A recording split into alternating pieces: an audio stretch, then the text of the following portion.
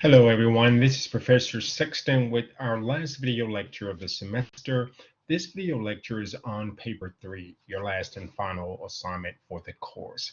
So let me begin by sharing the paper assignment with you.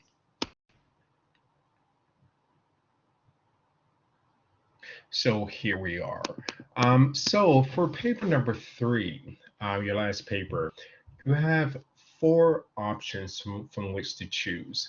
2 are comparison and or contrast papers, which you will compare a character from Oedipus to a character from Disgrace. And the last 2 options are only on Disgrace. So let me go through and just read the different options for you. So for option 1, write a comparison and or contrast character analysis of Desdemona from Othello and Emily from Disgrace. Your main objective for this paper is to analyze these 2 women using 3 similar points for each. So remember that for a comparison contrast paper, whatever point that you do with one subject, you have to also do for the second one. So for instance, if you look at how Desdemona views Othello, then you also have to look at how Emily views Amir.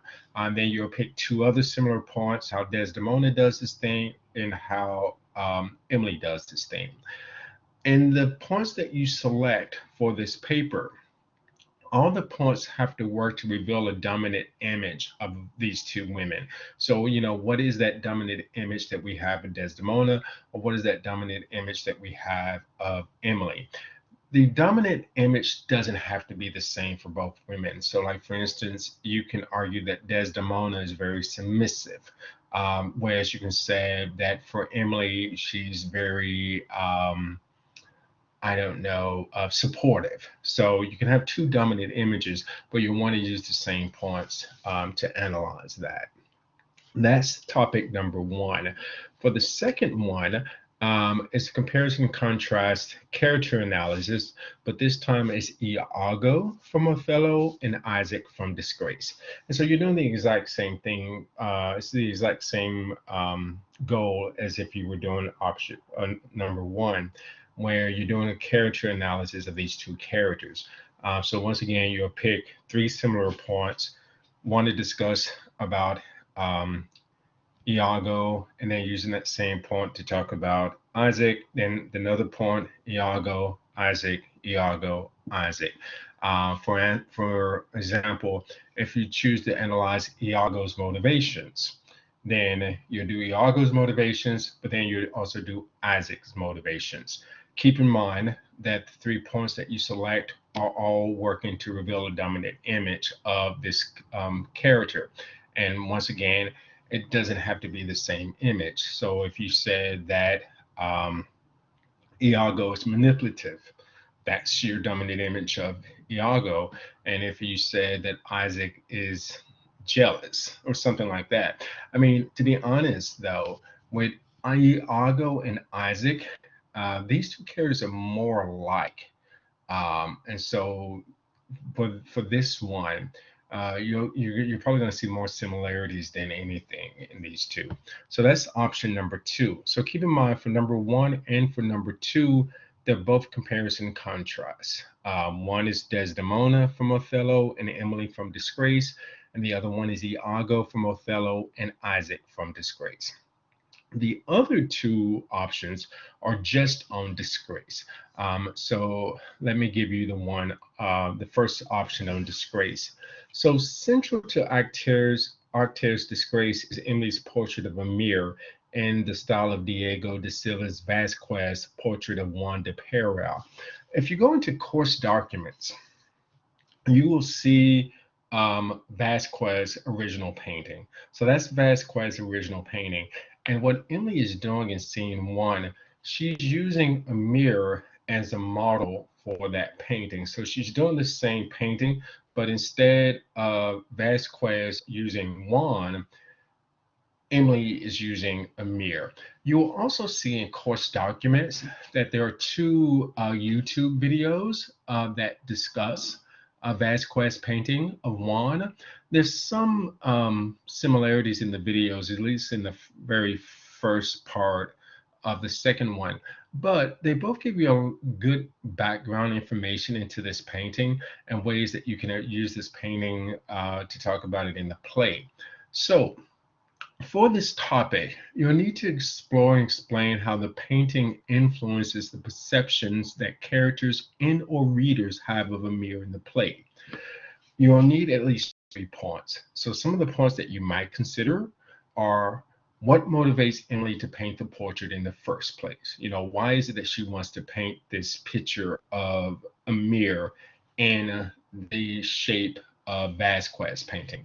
Um, in scene 3, Isaac talks about this painting that Emily has done of Amir, and Isaac has a lot of viewpoints of the painting, and not just the painting, but what it says about the nature of the relationship between Amir and Emily. So you might want to analyze that, and then another possible point that you might want to think about is Amir's multiple reactions to the painting. Because keep in mind, in scene 1, Amir finds it very weird that Emily wants to paint him like this after what had happened the night before. He doesn't particularly like the painting initially. You see that a lot in scene 3, but then in scene 4, the very last scene of the play, after he and Emily has split, you see him removing the cover from the painting and taking this very deep look at to the painting. And you can analyze that and what does that mean. So if you do option number 3, which I think is a great option to do, by the way, you're looking at this painting that Emily does of Amir and how this painting influences either, us as readers of the play, or how it influences other characters and how they view Amir. I mean, essentially, you can look at 3 different characters of how they view Amir: Emily, how she views Amir by the painting; Isaac, how he views Amir in the painting; and then Amir himself, how he views himself in that painting. So that would be option number 3. And then option number 4 is a character analysis of Amir himself, where your paper is going to reveal a dominant image of Amir. And specifically for this option, if you choose it, you want to focus on how Amir views himself. So how does Amir see himself? What is the perception of himself that he gives? And you can look at the way that he speaks, like with a perfect American accent. You can look at the way that he dresses, like the money that he spends on his shirts, the way that he tries to carry himself. Look at how other characters view Amir. You can look at Isaac. You can look at his nephew, Abe. And Abe's view of Amir changes over the course of the play, because the way that Abe sees Amir in scene 1 is very different in the way that Abe sees Amir in the final scene of the play.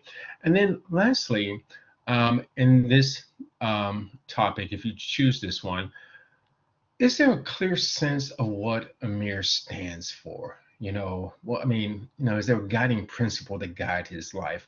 Now, you may say that there is not, and that's totally fine. If you said there is not, just explain why you feel that there is not. You might say that there is, and that's totally fine. Or you might say that it changes. So there's a lot of different ways that you can approach that.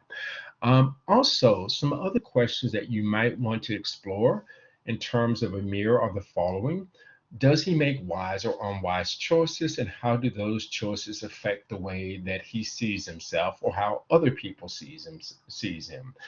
What motivates his actions and behaviors? How does his actions and views affect others? So for number 4, there are a lot of different ways that you can go with number 4.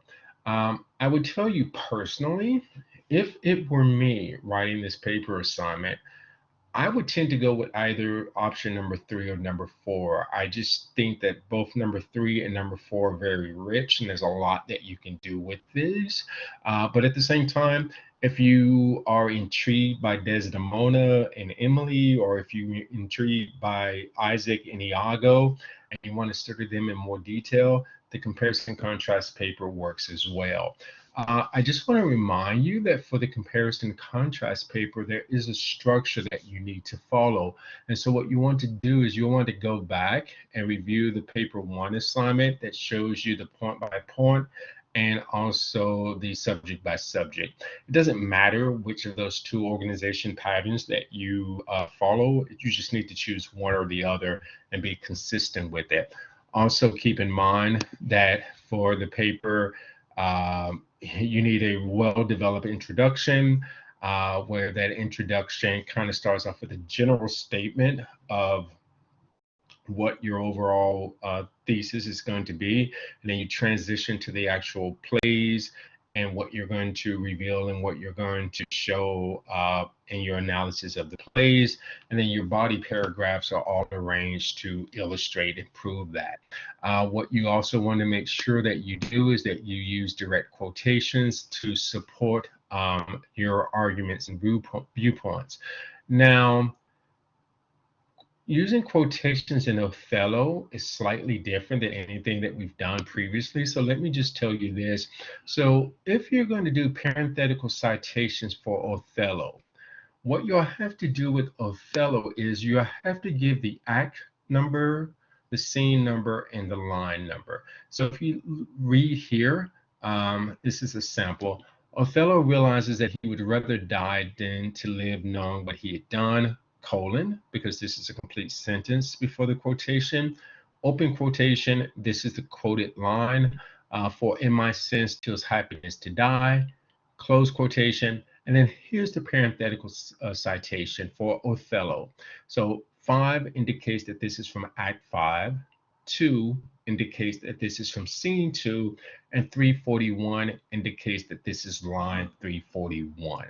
So if you're going to do option number 1 or number 2, and you're using quotations from Othello, this is the parenthetical citation. Parenthetical citation for Disgrace follows the same pattern that you use for short stories. So you just give the author's last name, actor, and the page number 84, and then you'll close it out. MLA formatting is the same as it has been for the previous 2 papers that you've done. Your first name, your last name, and the page number. Professor Sexton, English 102, FNT1, and the due date, 18 December 2022, and your title. Keep in mind that your title needs to be something that is unique to your paper. Your title cannot be the title of the work, so it cannot be Disgrace or Othello. It needs to be something more than that. Your paper should be typed, double space. You want to use either 12-point Times New Roman or Arial font. As always, there are no set page requirements for this paper assignment, but you want to aim somewhere between 3 to 5, which would be a good number, because when you take into consideration your introduction, body paragraphs, conclusions, or your conclusion, I should say, you're going to come around about 3 to 5 pages. Let's see. This is just information about the title. If you want me to read a draft or an outline of your paper, you need to email it to me as a Microsoft Word or Google Doc by 11:59 p.m. on Tuesday, December 13. Be sure that you email this to me and not post it on Blackboard, because if you post it on Blackboard, I'm going to assume that that's your final paper. So if you want me to read an outline or a draft, please email it to me. In terms of the due date, I've given a 1-day extension. So the paper was initially due Saturday, December 17th at 11:59 p.m. Is now due Sunday, December 18th by 11:59 p.m. So it's just one day extension. It is the last thing that you have to work on for this course. And I suggest that you don't wait until the last minute to get started, because there will be no extensions for this deadline.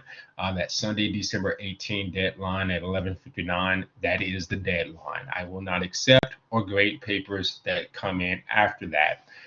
If you try to email the paper to me on Sunday, December 18th, and you feel that it didn't go through, then, I'm sorry, if you posted on Blackboard and you feel like it didn't go through, then just email it to me anyway as a Microsoft Word, Google Doc, or Pages doc.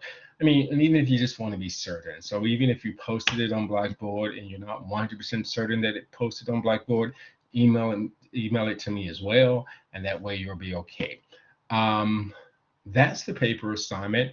Um, I didn't go into a lot of detail about this because I feel like at this stage there's a lot of this information that you already know. But as you're going over the paper assignment and as you're considering what you're going to do for this final paper, if you have any questions whatsoever, if you need me to explain the topic in more detail, if you want to share an outline with me, if you want me to go back over the comparison and contrast format again, you need assistance with introductions, body paragraphs, conclusions, please email me and let me know. And I'll be more than happy to answer any questions that you have as you work on this last and final assignment for the semester. This is our last video lecture, so I won't be posting any more for the course because there's nothing else to do. I will put up some announcements in the next week or so just to remind you of due dates and things of that nature. So as I said before, if you have any questions about the paper assignment, please email me, and enjoy the rest of your week. Bye.